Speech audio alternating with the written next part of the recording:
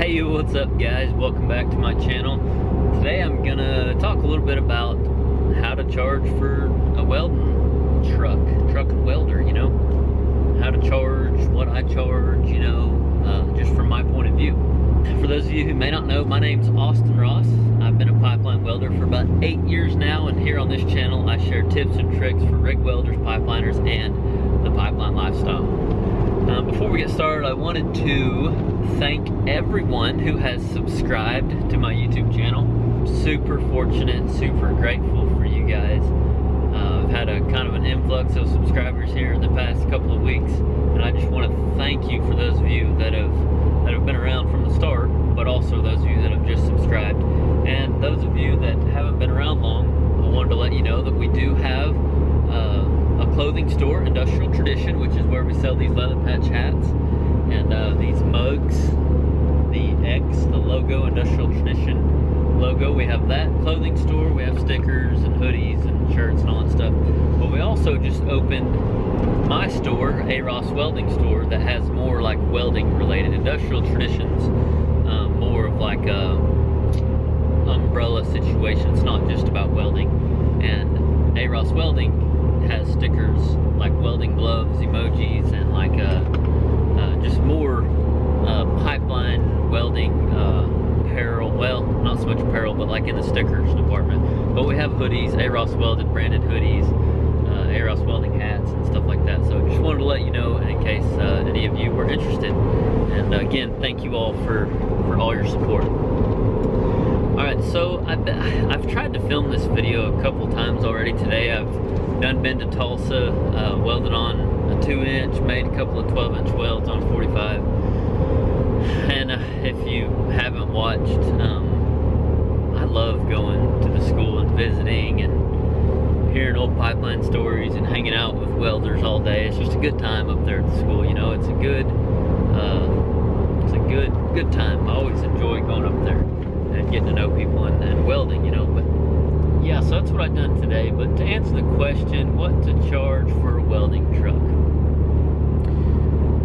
I've been struggling with how to word it or whatever, because it's kind of a huge range, it depends on what I've kind of concluded so far. Is it depends on your experience, what you want to do, like your niche, because welding's very broad, right? I can use this weld machine for a huge number of different things, building barns, building fence, like just fixing implements like I do. You can do more residential stuff, like just random welding on construction projects, like whenever they're building a building in town, they might need some tabs welded here and there, and that's just like a one spin-off call, like it's not, I don't know how to describe it. Or you can do like stainless welding, you can do aluminum welding, you can do all kinds of different welding, but it's like, what do you want to do? That's what I mean by what do you want to do, or what do you specialize in? What all do you offer? That kind of goes back to experience. You may not have experience in aluminum, you can't offer that. So anyway, your experience, what you want to do, and the demand. But to give you an idea, because I know I'll get kind of more into details about all that here in a minute, but to give you an idea, first of all, it depends on where you live. Here in Oklahoma, the going rate is no less than $60 an hour, and I've heard of people charging $85 or more an hour for a welding truck, just on, so that gives you a range, out in like California, or like maybe say New York or something. Like I know California for sure. Somebody in the inner circle, I think he says he charges like 90 or something. I don't know that for sure, but I know the rates can be higher because the cost of living, the cost of supplies, stuff just costs more, right? So you have to charge more. So your location will depend. So I hope that answers most of you all's questions as far as like what to charge. Anywhere in the United States right now, I wouldn't charge any less than $60 an hour. Just the simple term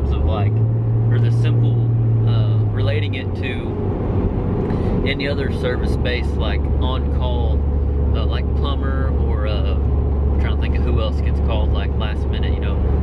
Heck, even an electrician can get called last minute, or like a, you know, lineman, you know, people that work on well, lines, power lines, linemen.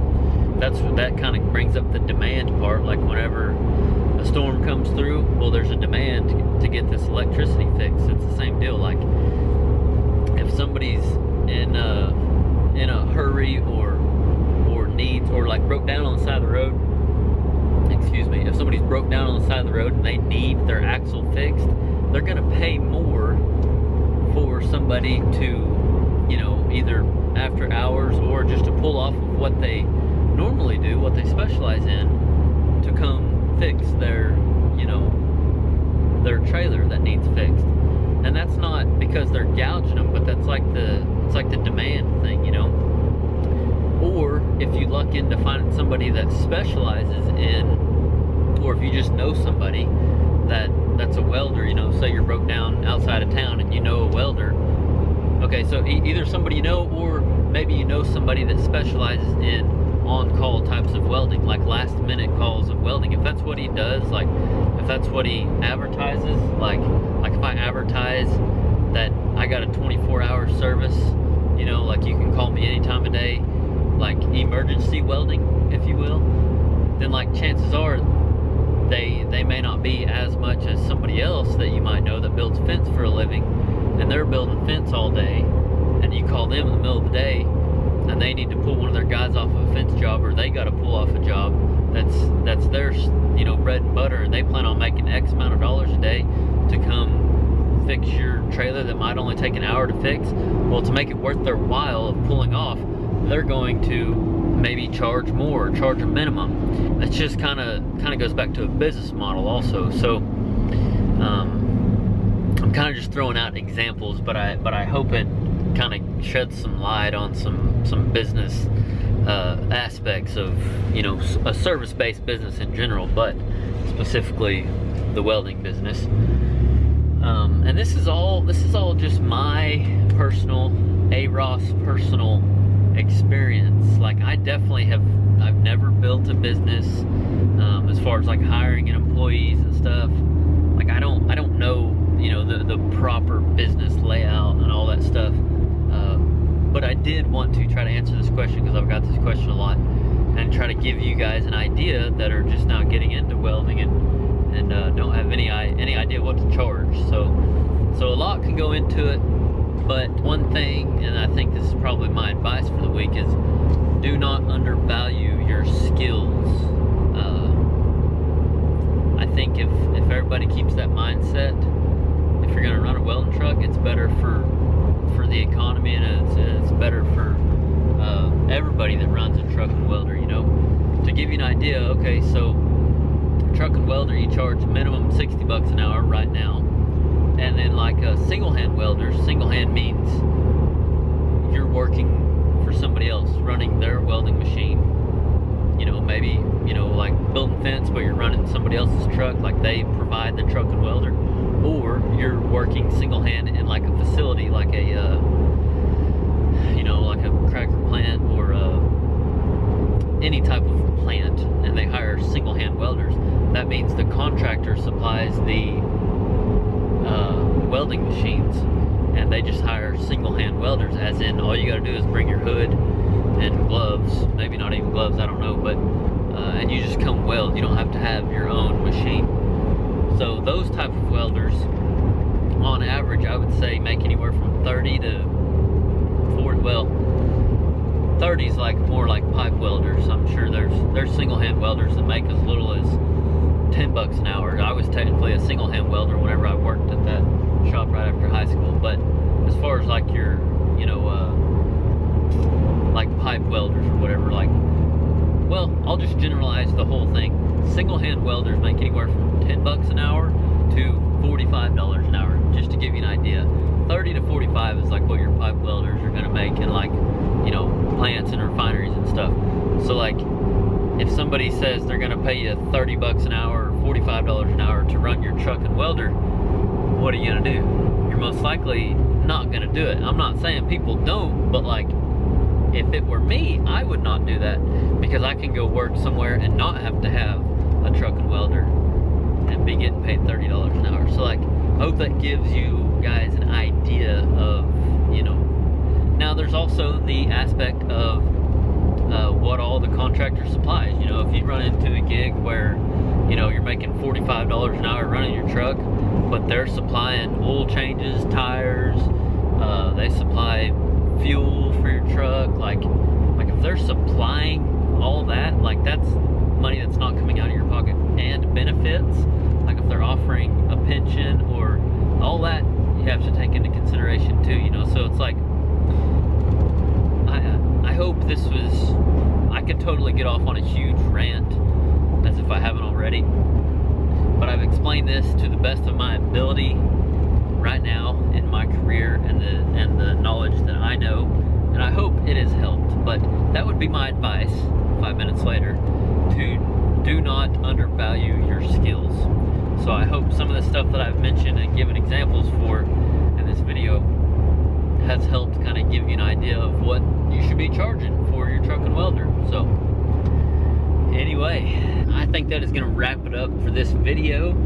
Let me know in the comments, for those of you that are already welding out of a truck, have for years, let me know in the comments where you're from, just the state.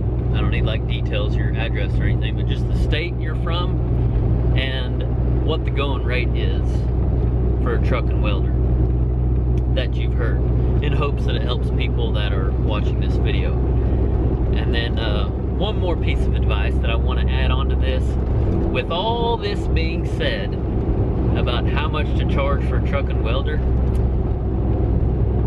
don't undervalue your skills, but also don't undervalue experience.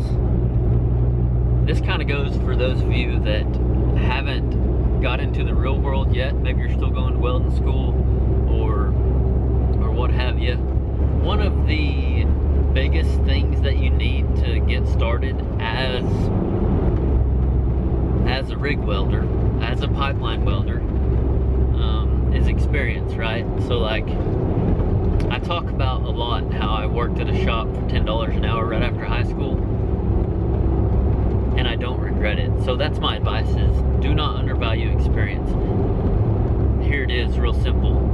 Take a job for the experience, not for how much it pays.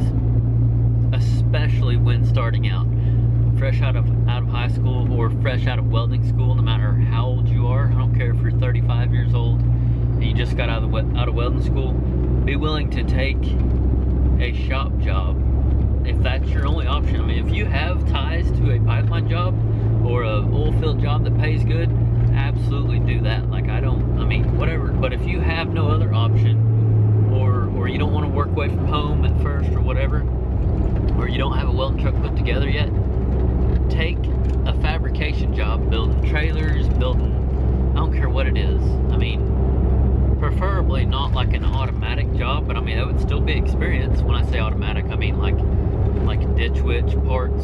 Sometimes those are like done by computer, you just push a button or whatever. Like, that's experience too. But like any kind of hands-on, running a MIG gun, anything, take a job like that for the experience, not for the pay. Don't pay attention to the money.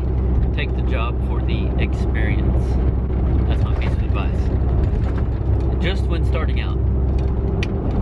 Don't hang on to that forever, because you don't want to undervalue your skills. But don't undervalue experience either.